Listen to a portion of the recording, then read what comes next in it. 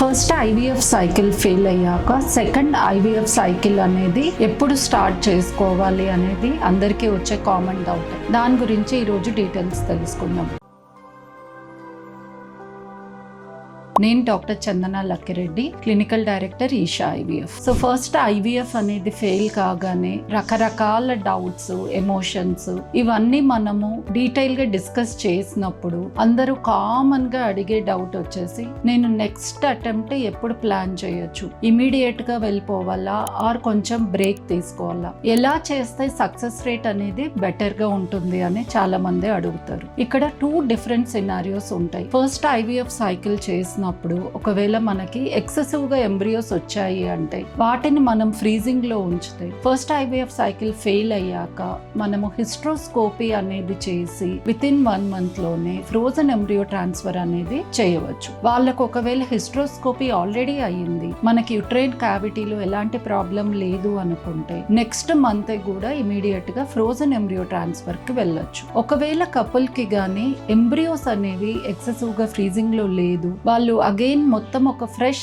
IVF cycle చేసుకోవాలి అంటే వాళ్ళ ఐవీఎఫ్ సైకిల్లో మనము గమనించిన ప్రాబ్లమ్స్ బట్టి ఒక 2 to 3 months అనేది గ్యాప్ తీసుకొని సెకండ్ ఐవీఎఫ్ చేయించుకోమంటాము. ఫర్ ఎగ్జాంపుల్ కొందరిలో ఎంబ్రియో క్వాలిటీ అనేది బాగా పూర్ గా ఉండడం or egg and sperm quality issues ఉన్నప్పుడు వాటిని మనము ఇంప్రూవైజ్ చేసిన తర్వాతే సెకండ్ ఐవీఎఫ్ కి వెళ్ళడం ఎంతో ఇంపార్టెంట్. ఇప్పుడు లైఫ్ స్టైల్ ఫ్యాక్టర్స్ వలన ఒకవేళ ఎగ్ క్వాలిటీ గానీ స్పర్మ్ క్వాలిటీ గానీ తక్కువగా ఉంటే వాళ్ళు వాటిని డెఫినెట్ గా ఇంప్రూవ్ చేసుకోవడానికి ఎంత కాదన్నా 3 to 6 months పట్టొచ్చు. సో ఈ లైఫ్ స్టైల్ ఫ్యాక్టర్స్ అనేవన్నీ కరెక్ట్ గా అడ్రస్ చేసి డైట్ అనేది మార్చుకొని, యాక్టివిటీ అనేది ఇంక్రీజ్ చేసుకొని, స్లీప్ ఇంప్రూవ్ చేసుకొని, స్ట్రెస్ తగ్గించుకొని, యోగా, మెడిటేషన్ ఇలాంటివి చేసుకొని ఒక 3 to 4 months తర్వాత వాళ్ళు అటెంప్ట్ చేస్తేనే egg and sperm quality better గా రావడం అనేది చూస్తాం. ఇది కాకుండా ఒకవేళ మనకి యుట్రైన్ రిలేటెడ్ ప్రాబ్లమ్స్ ఉన్నాయి,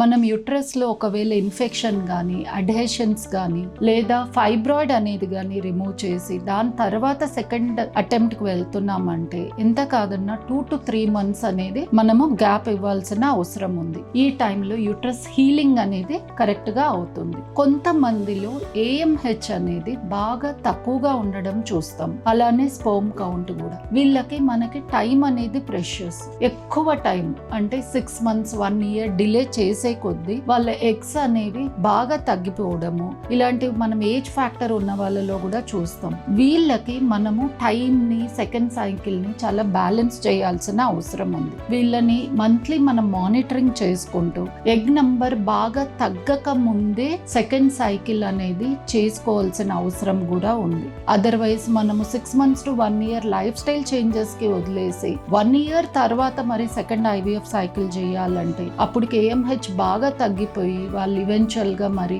డోనర్ సైకిల్ కి వెళ్లాల్సిన అవసరం వరకు తీసుకొని వెళ్ళకూడదు. కాబట్టి పేషెంట్ కండిషన్ బట్టి మనము సెకండ్ సైకిల్ అనేది ఎప్పుడు ప్లాన్ చేయాలి అనేది ఇండివిజువలైజ్ చేయాల్సిన అవసరం ఎంతో ఉంటుంది. Thank you.